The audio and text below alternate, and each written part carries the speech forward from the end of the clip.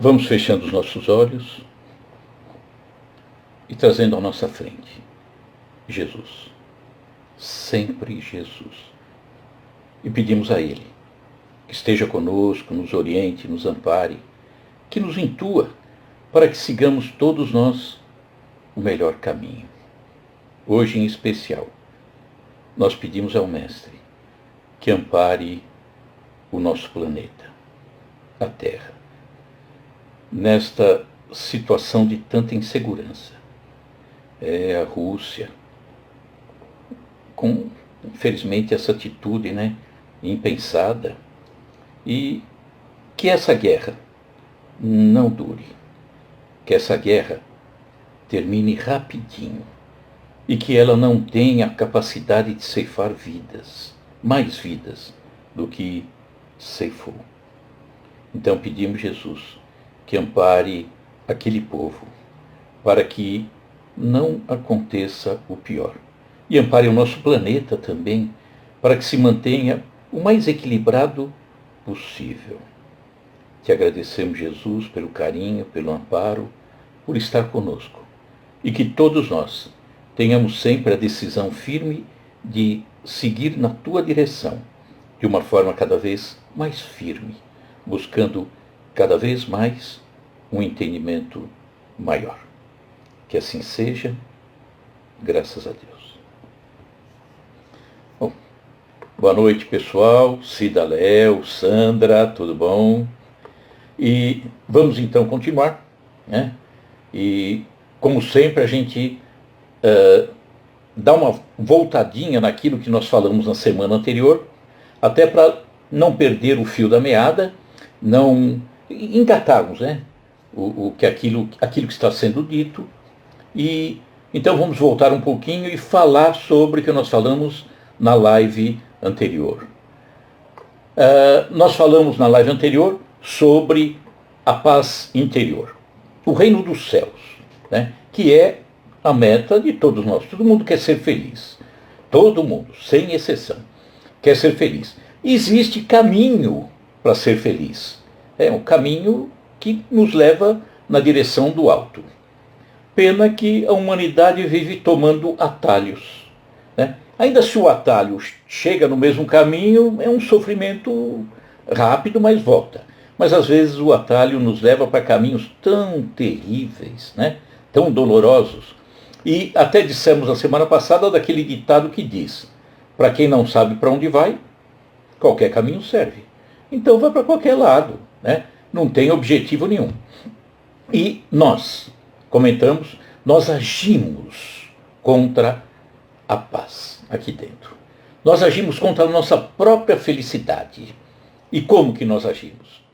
Por exemplo, fixação doentia nas coisas materiais. Nós sempre enfatizamos isso. As coisas materiais são necessárias, na devida medida, que não nos percamos atrás da busca das coisas materiais a ponto de perdermos a saúde, de perdermos a vida, de perdermos a família, de perdermos o encanto. Não, de forma nenhuma. Então as coisas materiais são importantes, mas que a gente saiba a importância. É que nós ainda achamos que tudo aquilo que está conosco é nosso e nunca vamos perder. É nosso? Não. Está conosco, por enquanto. Até a família está conosco. A família não me pertence. Meus filhos não me pertencem de forma nenhuma. Eles estão comigo. Hoje eu estou na condição de pai. Amanhã desencarnou, retornou, estarei na condição de filho, de amigo, não importa. Mas ninguém é dono de ninguém. Ninguém. Muitos de nós não estudamos, não buscamos, não vamos atrás das coisas da alma, de um aprendizado melhor. Passamos ao longo de tantos e tantos séculos buscando aquilo que nós falamos de prato pronto. Prato pronto para as coisas da alma. Prato pronto é alguém raciocinou, alguém interpretou, alguém achou que era daquele jeito, coloca na nossa frente e diz: engula. E nós engolimos ao longo de tantos séculos. Mas engolimos coisas que não são corretas. E coisas que a rigor eu não concordava. Só que eu muitas vezes nem pensava, nem raciocinava, simplesmente engolia. Por quê? Porque para as coisas da alma, normalmente nós achamos que tem alguém que conhece mais, tem alguém que interpreta melhor, tem alguém que tem mais autoridade, como se alguém estivesse mais perto de Deus do que eu. Não, Deus não nos separa, não. Todos nós somos filhos dele e ele nos ampara a todos. Agora, precisamos todos nós irmos buscar e não aceitarmos qualquer tipo de imposição. Falamos também a semana passada que a forma mais fácil de fugirmos do caminho da felicidade, do caminho do progresso, é a forma como nos relacionamos com o próximo. Como nós nos relacionamos com as pessoas. Aquelas questões de atrito, de agressões, de inveja, coisas assim que parece que não existe mais, né? Ah, não fui com a cara do fulano. Né? Simplesmente não foi com a cara do fulano. Interessante, né? Então, imagine se a gente mudasse a forma de pensar e passássemos a ter uma convivência melhor, uma convivência mais saudável, uma convivência amiga, respeitosa. Ah, isso mudaria o mundo. O mundo. Porque começaria mudando esse mundo interior. E aí, todos nós, com essa modificação interna, mudamos esse mundo todo. Então, nós somos responsáveis pela mudança do mundo, com certeza. E aí pergunto, como que seria possível a gente fazer essa mudança? Entender de uma forma diferente, encontrar forças para seguir no melhor caminho? Ensinamento de Jesus. Ah, esse é o mais completo, né? Tem filósofos maravilhosos, mestres maravilhosos, e Jesus é o mestre dos mestres. Então, muita coisa boa para ser seguida, em várias vertentes.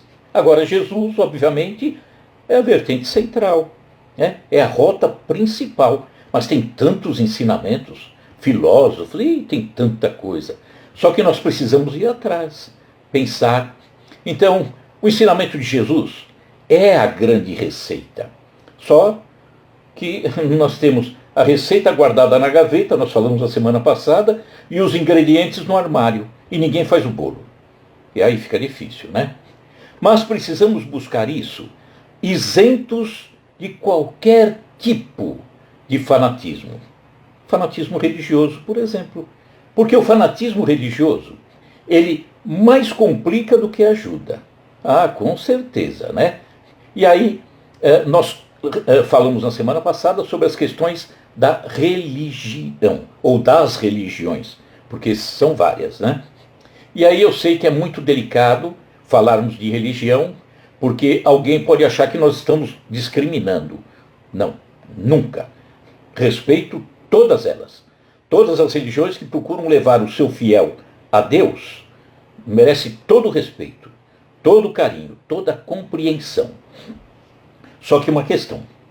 As religiões que estão na Terra são obras dos homens, não de Deus, né? E na nossa condição moral, na qual nos encontramos ainda nessa encarnação, né, e ainda por algumas ainda estaremos assim, na nossa condição moral, onde estamos muito recheados de orgulho, dono da verdade. Ah, eu sou dono da verdade, eu sei tudo, o que eu falo é regra, imagina, né? Chefe, aí eu é que mando, status.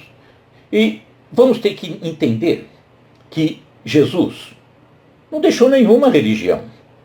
E por que surgiram as religiões? Exatamente isso. Orgulho, mania de grandeza, chefia. E aí alguém se colocou na condição principal e arrebanhou muita gente. Tá? Bem intencionado? Bem intencionado, acredito sim. Mas Jesus não deixou nenhuma, não. Né? Ele deixou uma religião que nós podemos dizer que é a religião do amor. Mas, coisas da alma. Nós temos que raciocinar. Não temos que engolir as coisas da maneira que nos colocam na frente. Aquilo que estamos dizendo aqui não é para aceitar assim, não. De forma nenhuma. Chamar a atenção para raciocinar, buscar, ler, pensar, aí sim, aí vale. Até para dizer que eu falei tudo errado, besteira, não tem problema, tá? Mas é para raciocinar. Eu, por exemplo, busco raciocinar sobre todas as coisas, todas as questões, e não me envolver de forma passional, mas de forma racional. As coisas da alma se raciocina também, mas muita gente acha que não. Eu não discuto, imagina, o Papa falou isso, o orador espírita falou isso, quem sou eu? Quem é você? É a mesma coisa que nós, exatamente a mesma coisa. E aí nós lembramos de uma coisinha, né? Quando duas pessoas se juntam, aí começa a acontecer umas coisinhas assim que a gente já imagina. Um quer ser o dono da verdade. Esse quer saber mais que o outro. Obviamente quer ser o chefe. Quer ser servido e não servir. Quer ter poder. Olha só o orgulho nosso onde vai parar, né? Muitas vezes quer decidir a vida do outro. Decidir a vida do outro. Ignora o livre-arbítrio do outro. Ele quer impor o pensamento dele, a sua ideia. E até muitas vezes cria uma religiãozinha particular, né, para ser adorado também. Nós vamos ler aqui um trecho de um texto que está num livro chamado Jesus no Lar. O espírito é Neio Lúcio, psicografado pelo Chico, nosso querido Chico. E fala de um acontecimento de 2000 anos atrás. E que diz assim: inclinara-se a palestra, a conversação, no lar humilde de Cafarnaum, que era o local onde morava Pedro com sua sogra, e onde Jesus fixou residência por 2 anos e 3 meses, mais ou menos, quando ele começou a distribuir o Evangelho.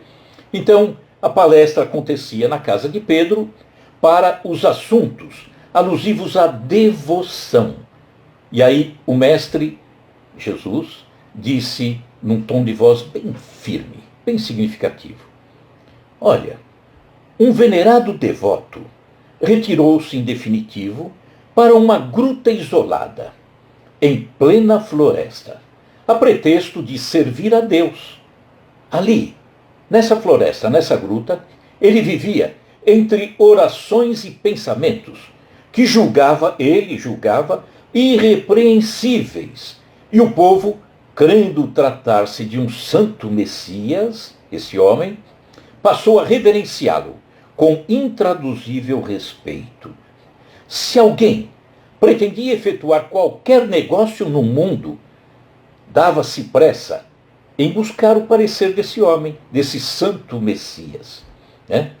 Fascinado pela alheia consideração, o crente, esse falso Messias, estagnado na oração sem trabalho, improdutivo, portanto, supunha dever situar toda a gente em seu modo de ser. Era o chefe, era o dono, né? Com a respeitável desculpa de conquistar o paraíso. Faz assim, você vai conquistar o paraíso. Se um homem ativo e de boa fé lhe trazia à apreciação algum plano de serviço comercial, ponderava escandalizado esse falso Messias, né? Isso é um erro.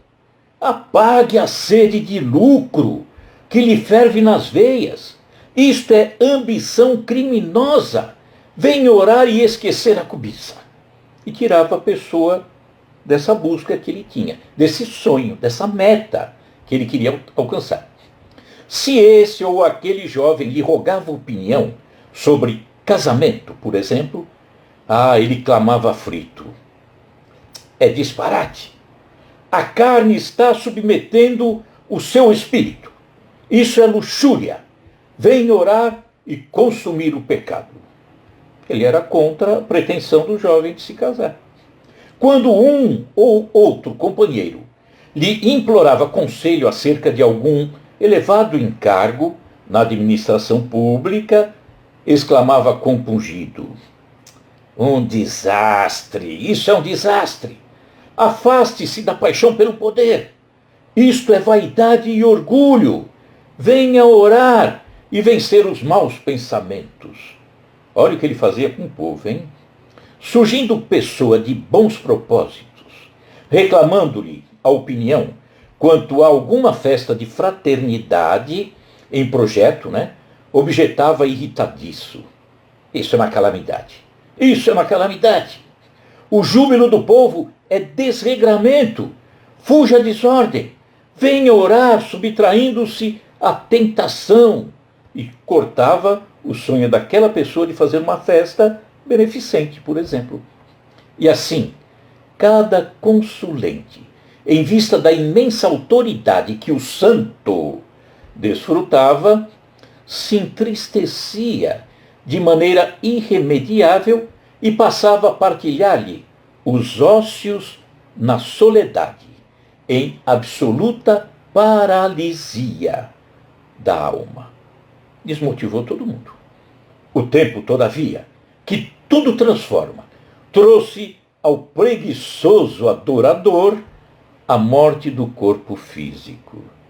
Todos os seguidores dele o julgaram arrebatado ao céu, e ele mesmo acreditou que, do sepulcro, seguiria direto ao paraíso.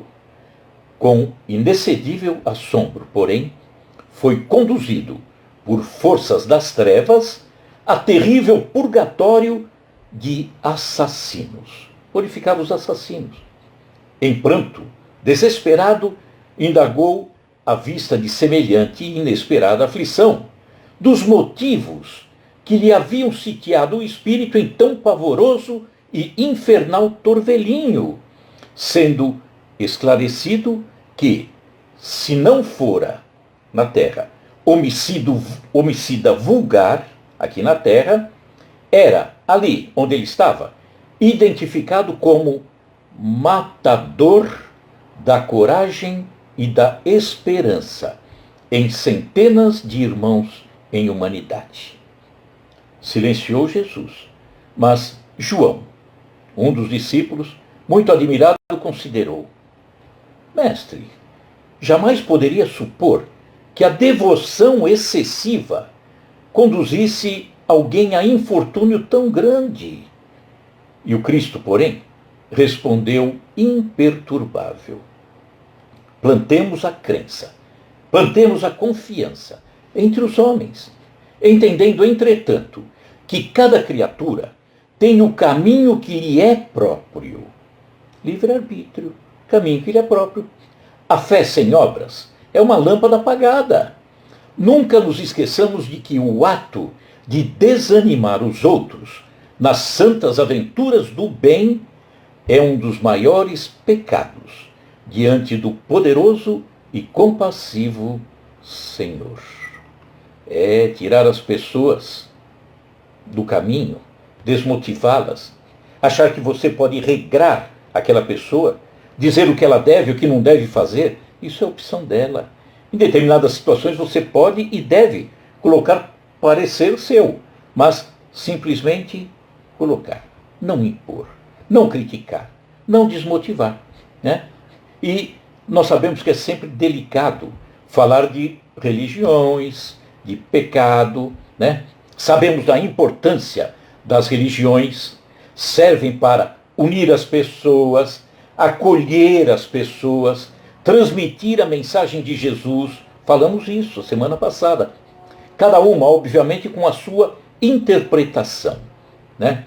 Kardec, codificador da doutrina, diz que no Evangelho, né, na Bíblia, Novo Testamento, dos atos comuns que Jesus participou, os milagres que aconteceram, os acontecimentos, as palavras que deram origem a dogmas, rituais nas igrejas, de um modo geral, cada um entendeu de uma forma.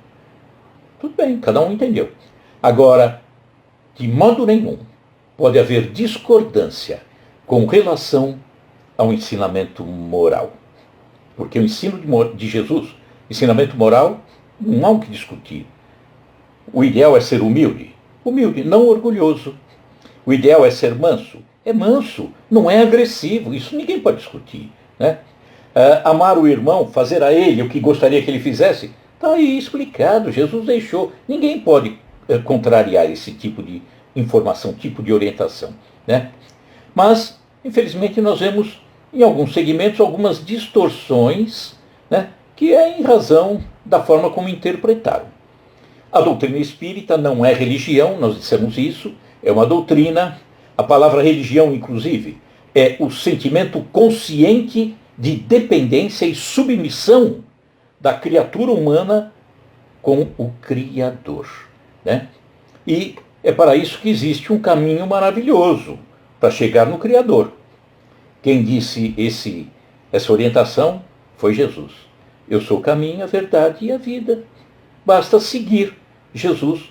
A doutrina espírita, no Livro dos Espíritos, na pergunta 625, pergunta, né? Quem é o grande modelo a ser seguido?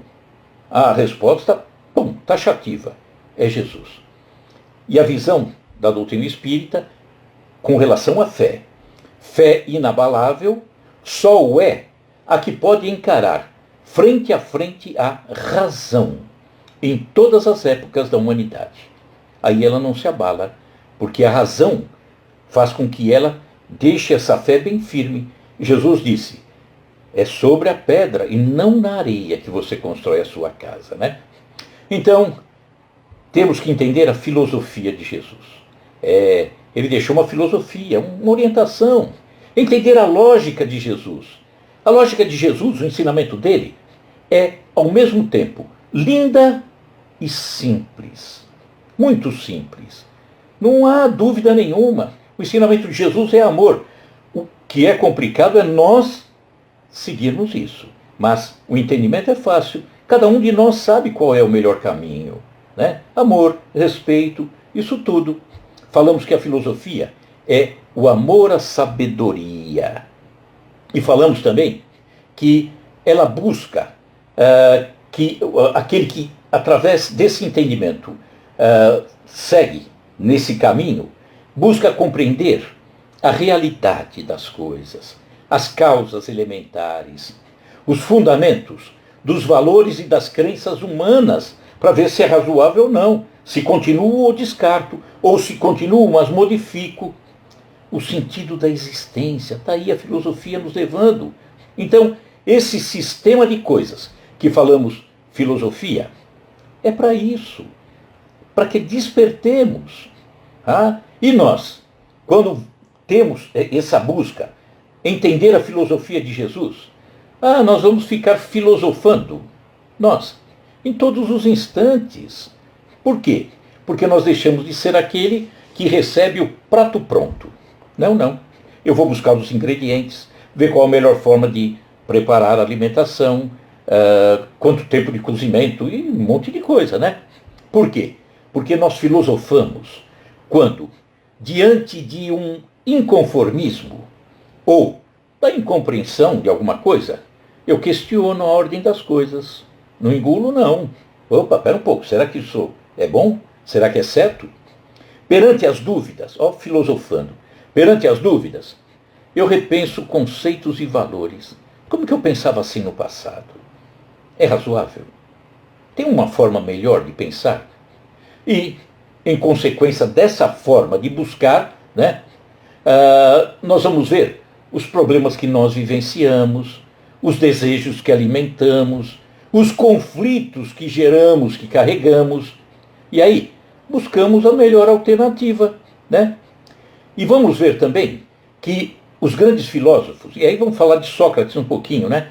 Lá na Grécia, quinto século antes de Jesus, a filosofia, o princípio dele, era respeito ao bem e à verdade, que ele dizia que cada indivíduo já trazia dentro de si.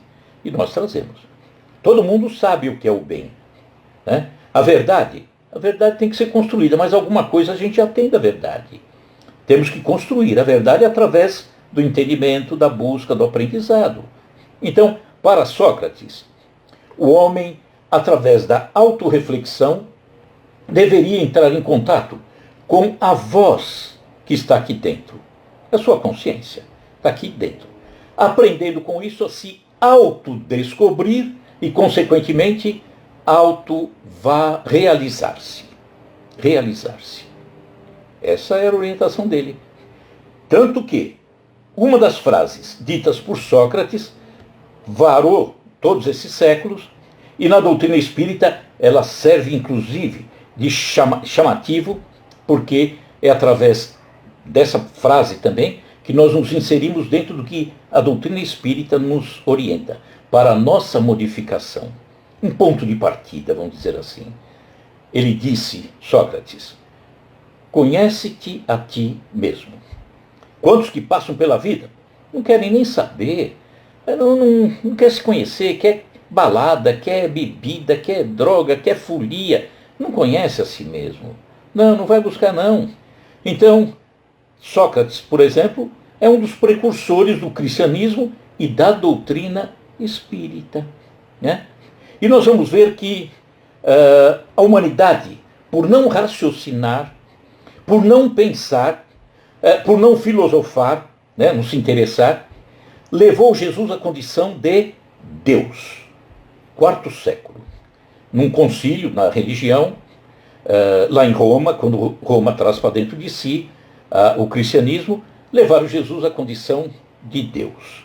E aí nós falamos que perdemos o endereço de Deus, né? Ficamos sem essa possibilidade de encontrar aquele Jesus que abraçávamos, que recebíamos toda aquela orientação. Então, nós temos a necessidade, agora, que estamos buscando esse Jesus, a necessidade de levar a filosofia de Jesus para o mundo, não para a igreja.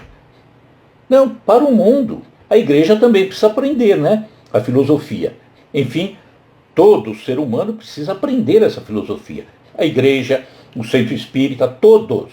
Entender a filosofia de Jesus. Não deixar Jesus apenas dentro das igrejas. Não.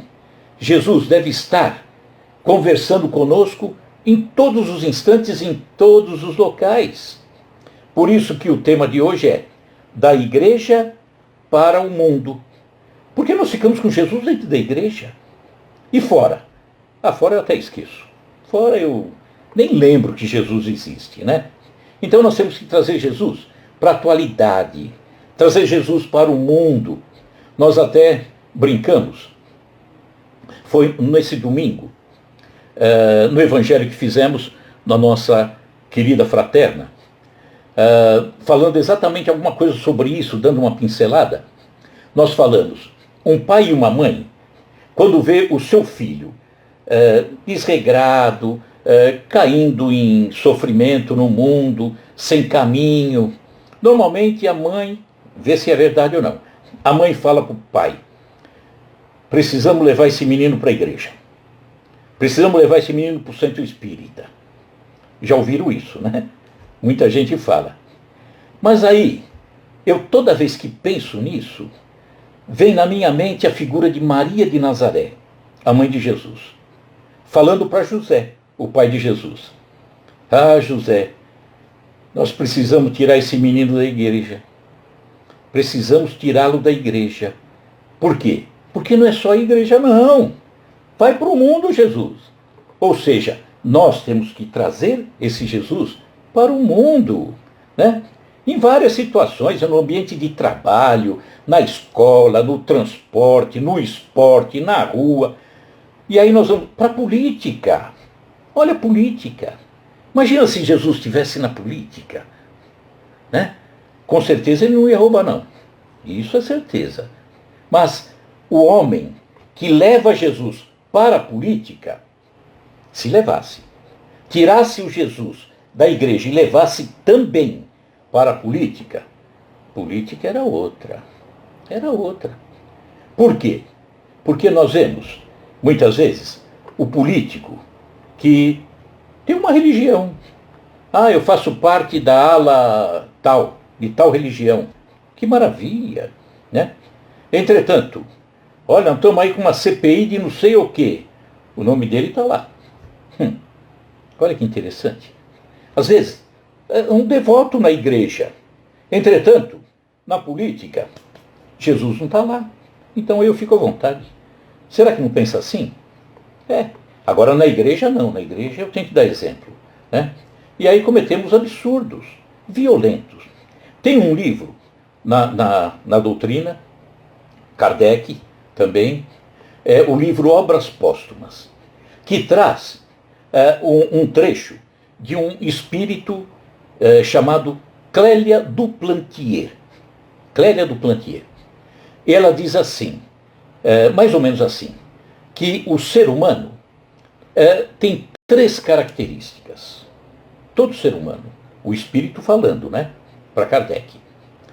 Primeira característica, do indivíduo, do ser em si mesmo, a individualidade. Segundo, ele como membro de uma família. E terceiro, ele inserido numa sociedade. Então, eu sou um indivíduo, sozinho, que de repente eu estou no meio de uma família e que estou inserido numa sociedade. 3 aspectos. E aí Clélia Duplantier diz assim, sob cada uma dessas 3 faces, pode ele, o ser criminoso e virtuoso. Isto é, pode ser, um exemplo, virtuoso como pai de família e ao mesmo tempo que criminoso como cidadão. E reciprocamente também dá. Daí as situações especiais que para si cria nas suas sucessivas existências.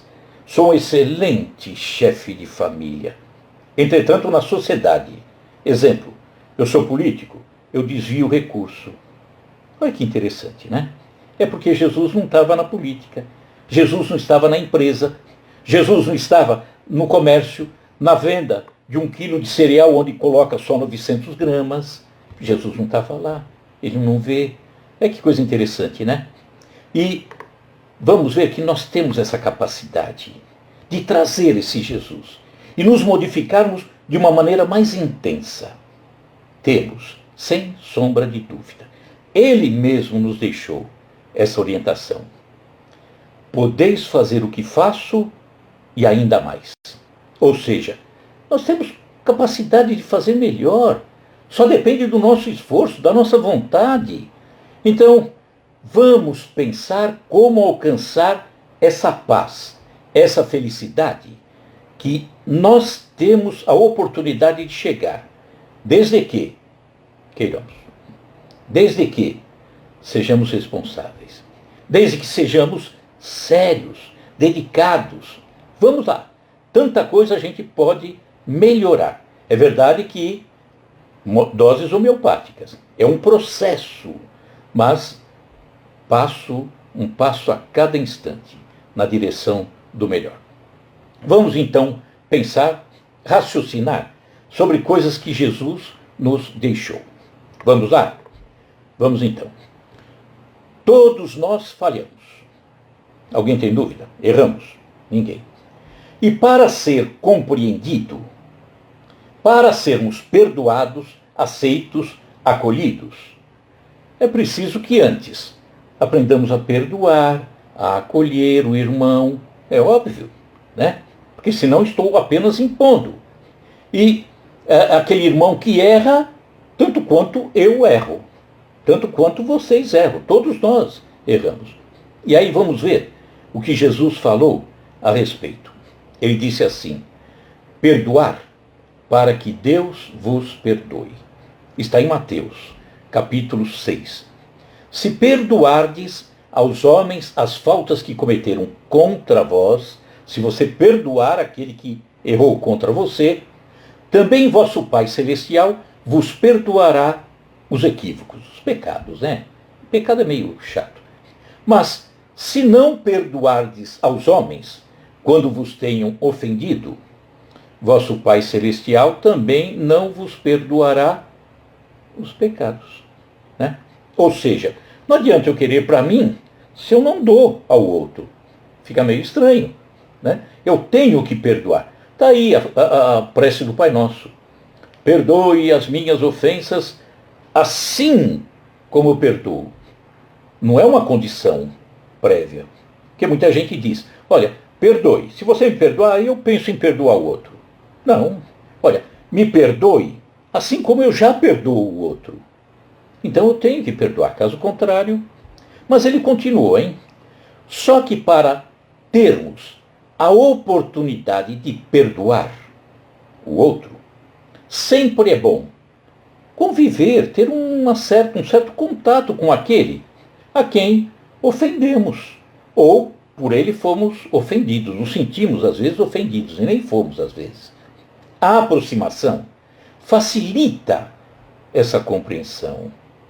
Facilita sim. Por quê? Porque quando eu me disponho, por exemplo, a pedir perdão ou perdoar, eu tenho que fazer de forma sincera. E a sinceridade é demonstrada pelos olhos. Já conversou com alguém?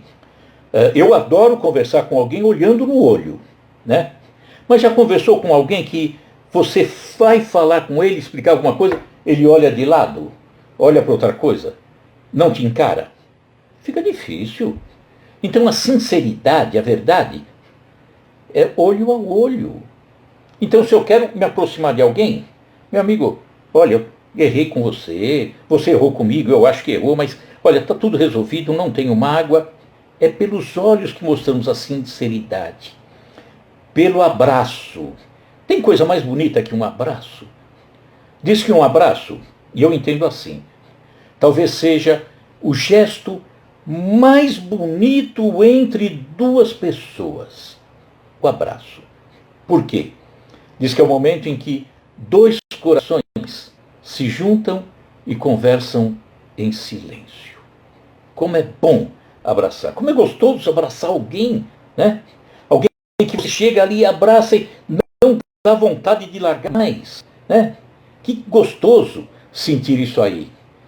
É preciso essa aproximação, porque também a sinceridade é demonstrada pela lágrima. A lágrima, pelo aperto de mão. Então, é a questão do jogo aberto. Olha, me perdoe e tal. É o jogo aberto, o diálogo, olho no olho. E aí, olha que Jesus disse a respeito da reconciliação com aquele que julga teu inimigo. Tá? Ele disse assim, está em Mateus capítulo 5. Reconciliai-vos o mais depressa possível com o vosso adversário, enquanto estáis com ele a caminho, para que ele não vos entregue ao juiz. O juiz não vos entregue ao ministro da justiça, e não sejais metido na prisão. Digo-vos em verdade, que daí não saireis, enquanto não houverdes pago até o último ceitil, até a última moedinha. Então, reconciliar-se enquanto estás a caminho. Isso a gente vai muito mais longe, pensando em questões que a doutrina espírita nos parece. Você tem algum inimigo? Vamos imaginar que tenha, vai. Ou que alguém se sente inimigo seu. Tá? Você não fez nada, mas ele se sente. Reconcilia-se enquanto estás a caminho. Por quê? Porque daqui a pouco um vai embora. E o outro? O outro ficou. Não se aplica aquele ditado que morta a cobra, acabou o veneno. Entre duas criaturas, dois seres humanos, um vai, outro fica. O que vai leva a mágoa, o ódio, o que fica carrega a sua mágoa, seu ódio. Continua a mesma coisa. Não tem mais o contato físico, o tocar. Então reconcilia-se. Enquanto você está vendo que é fácil de você conversar. É fácil dele ver o seu olhar, sentir o seu abraço, a sua sinceridade. Mas de repente, um foi embora, o outro ficou. E aí? E aí você vai ficar pagando, entre aspas, aquela dívida até o último ceitil. Por quê? Porque essa desavença vai pedir uma reconciliação. Pessoas que às vezes não se dão bem nessa existência. Um fez uma coisa, outro fez outra coisa. O que fez um achou que o outro é que fez, o outro acha que é aquele que fez e no fim os dois fizeram. Né? Por quê? Os dois foram casca grossa. E aí, reconciliam? Tudo bem. Carrega o fardo, hein? Carrega o fardo. Porque vocês voltarão para desfazer do fardo. Então é melhor desfazer, o melhor é desfazer do fardo agora, sem sombra de dúvida. Pede perdão. Chega no outro, fala, olha, acho que nós dois somos duas crianças, estamos pensando de uma forma equivocada. Tá? Aproxima do outro, agora é o momento. Não existe melhor situação que esta. Não existe melhor dia que este. Não existe melhor oportunidade que esta, que você está vivendo, que eu estou vivendo, que você e teu desafeto estão vivendo. Dá uma ligada. Pega o celular. Pô, me desculpa. Pronto. Ele vai talvez caia da cadeira, mas tudo bem, você não fez com essa intenção. Né? Olha, me desculpa, me perdoa. Reconcilia-se. Quem vai ganhar? Você. Se você tem um desafeto e você se aproxima, reaproxima dele, quem vai sair ganhando? É você. Não sou eu. É você. É você que vai encontrar a felicidade por ter deixado de lado as coisas que pesavam, as coisas à toa. Né? Olha, falamos em reconciliar. Só que o nosso orgulho, aí eu falei, vai, fala com ele, tenta se aproximar. O nosso orgulho dificulta essa aproximação. Né? Por quê? Porque nós nos consideramos o certo. E se eu sou o certo, o outro é sempre o errado. Óbvio. Né? Eu sou o perfeito. Foi ele que me maltratou. Ele que olhou torto. Ele que falou abobrinha. Não eu. Então fica difícil. Se eu não der um passo atrás, fica meio difícil. Então, não queremos dar o braço a torcer. Então, é preciso sacrificar esse orgulho. Acabar com esse orgulho bobo que a gente tem. E é bem bobo mesmo, porque nos maltratamos com o nosso próprio orgulho. Nos envenenamos com o nosso próprio veneno. Então, essa revolta, esse desprezo, acaba com isso. Vamos lembrar, quando falamos em sacrificar, os sacrifícios que os hebreus faziam. Ali era complicado, né? Na visão deles. Está lá no livro de Deuteronômio, Levítico, lá no Velho Testamento. Eu cometia um determinado equívoco, eu tinha que oferecer a Deus, era a visão que eles tinham, algum animal, já tinha toda uma tabelinha, um animal que eu tinha que oferecer em razão do erro que eu cometi. Então, em determinadas situações, eu ia lá e oferecia um animal meu, que estava na minha casa, que eu tinha amor por ele, e de repente eu era obrigado a entregar. Era um início de alguma coisa que me machucava. Mas, na verdade, o sacrifício tinha que estar aqui dentro, não um animal. Bode expiatório. O que é o bode expiatório? Era isso. Era o bode que era sacrificado para expiar a minha falta. Coitado do bode. Né? Mas aí, Jesus vem e diz, olha, existe um outro sacrifício. Não é esse aí, não.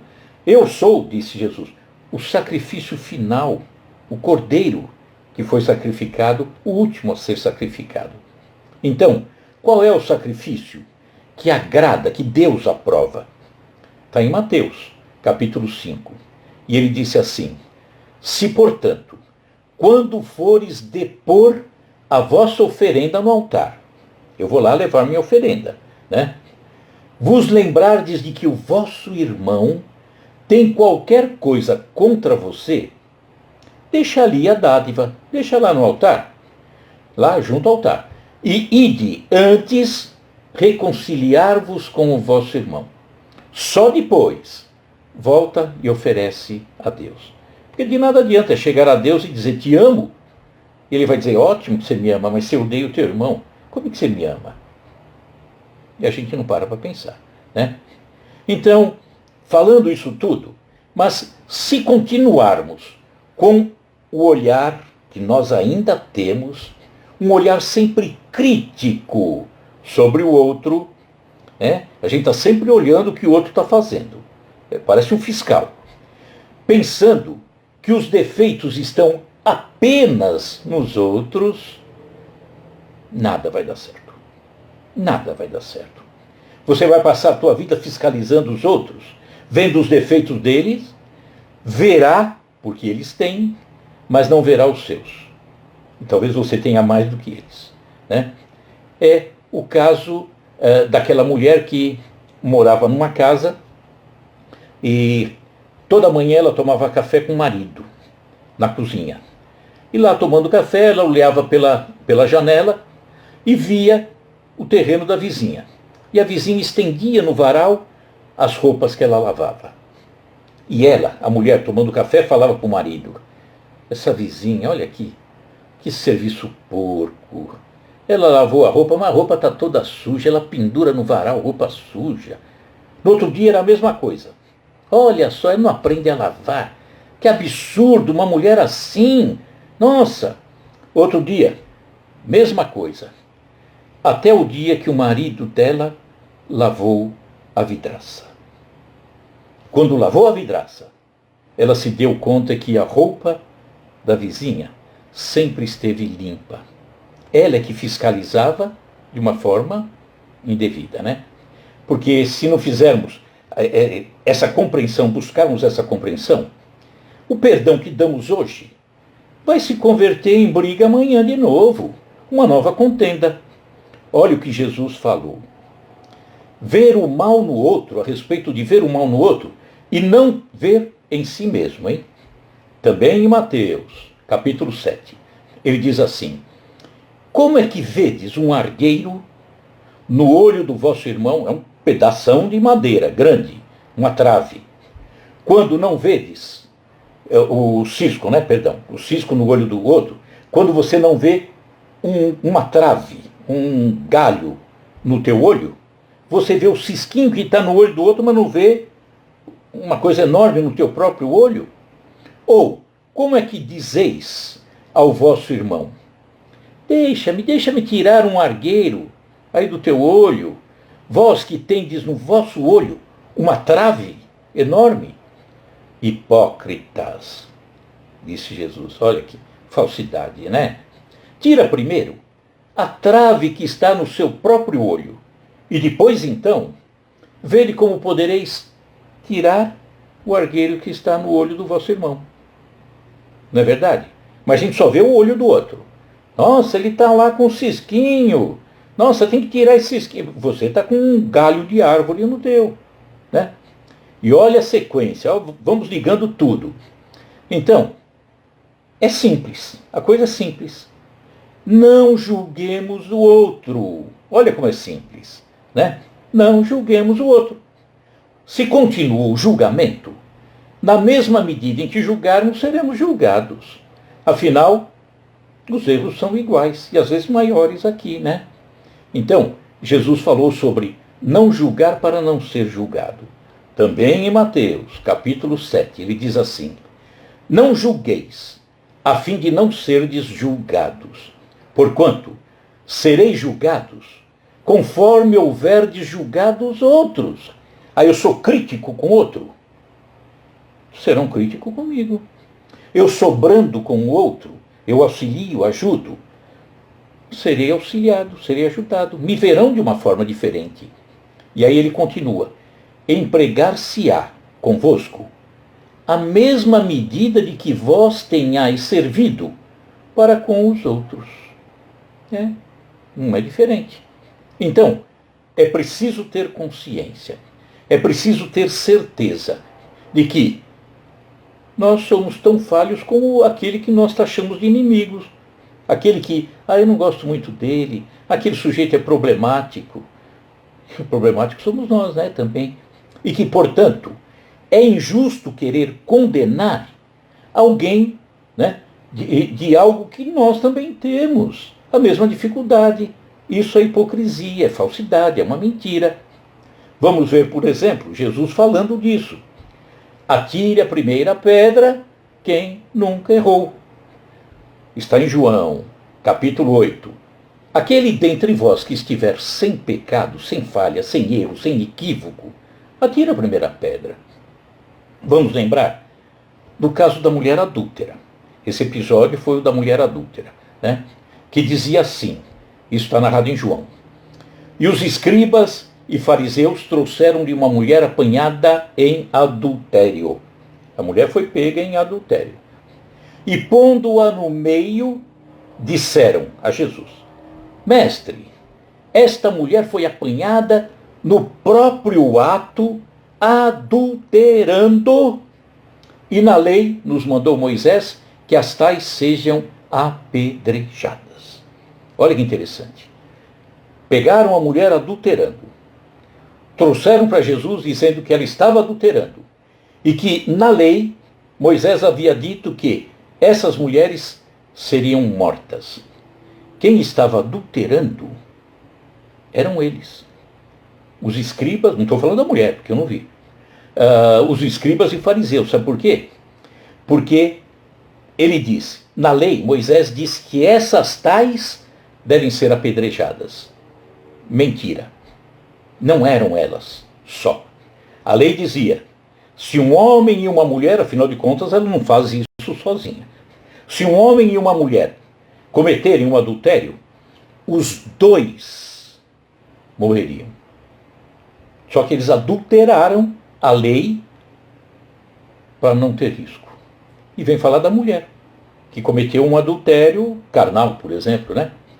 E aí falavam para Jesus, tu, pois, que dizes? Desafiando Jesus. Olha que ousadia, né? Isso diziam eles tentando para que tivessem do que acusar Jesus. Mas Jesus, inclinando-se, escrevia com o dedo na terra. Né? Para aqueles que diziam que Jesus não sabia escrever, Jesus escrevia na terra. Imagina Jesus não saber. E como insistissem, perguntando-lhe, endireitou-se e disse-lhes, Jesus, né? Aquele que dentre vós está sem pecado, seja o primeiro que atire pedra contra ela. Está todo mundo aí limpinho, né? Sem problema nenhum. Atira pedra nela então, fica à vontade. E tornando a inclinar-se, escrevia na terra. Quando ouviram isso, saíram um, a começar pelos mais velhos até os últimos, que eram os mais novos.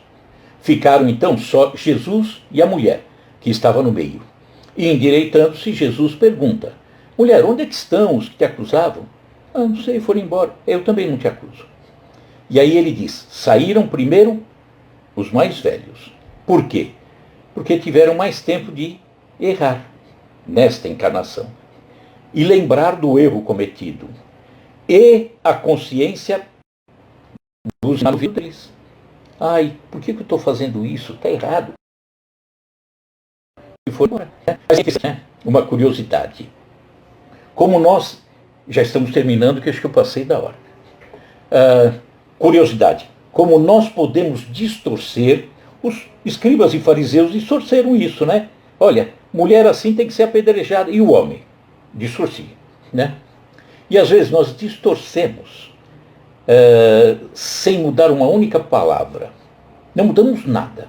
Está lá escrito, eu leio, mas quero entender de forma diferente. Tá? Diz que a mulher adulta, que teria sido pega, eles queriam atirar pedra, aquela coisa toda. Jesus disse, quem nunca errou, atire a primeira pedra. Olha como eu poderia, se estivesse lá, se eu fosse o marido da mulher adúltera, se eu tivesse furioso com a minha mulher que cometeu adultério, e eu quero ficar dentro do que Jesus me orientou. Não quero sair fora, não. E aí ele diz, quem nunca errou, atire a primeira pedra. Eu estou furioso. Agacho, pego uma pedra, escolho a mais pontuda, olho bem para a cabeça da minha esposa, pá! Arremesso. Pegou, ensanguentou, ela caiu quase que morta. E Jesus tinha dito, quem nunca errou, atire a primeira pedra. E aí ele vem para mim e diz, ou pergunta, meu irmão, você nunca errou? Eu direi para ele, não, mestre, dessa distância nunca. Distorci o que ele falou e fiz ao sabor do meu interesse. Né? Olha como a gente é malandro. A gente ainda faz isso aí, né? Então, Jesus nos orientou tantas coisas. Nós precisamos raciocinar. Nós precisamos pensar. Nós precisamos nos modificarmos se queremos ser felizes. Tá? Passamos um pouquinho da hora. Desculpem ter invadido um pouquinho o horário de vocês. Mas vamos então fechando os nossos olhos e trazendo à nossa frente a figura serena e bondosa de Jesus. nosso mestre maior. Jesus que disse que todos somos irmãos. Ah, Jesus, do outro lado, lá em cima, no hemisfério norte, que terrível essa agressão, essa violência, essa guerra. Ah, Jesus, ampare esses corações. Ilumine a mente desses dirigentes para que cessem, de imediato, esse sofrimento que estão impingindo a um povo muitas vezes sofridos. Jesus, te pedimos isso, porque eles são nossos irmãos. Que assim seja, graças a Deus. Bom, amigos, desculpa ter invadido um pouquinho, tá? Semana que vem estamos novamente juntos, né? Obrigado para vocês, boa noite a todos vocês, tá? E continua aí a pandemia, um pouquinho mais suave, mas continua. Então, Jesus no coração, álcool em gel nas mãos. Combinado? Grande abraço a todo mundo. Edinaura, mais aí, e já virou aí. Áurea, Paulo Renata, Alceia, todo mundo, tá? Priscila, Michel, um abraço a todos vocês. Doutor Faria, um abração, doutor Faria, esposa. E que na semana que vem estejamos novamente juntos. Até lá. Muito obrigado, viu, pessoal? Tchau, tchau. Beijão, Aline. Se cuida, Aline. O Covid pegou. Tchau, tchau.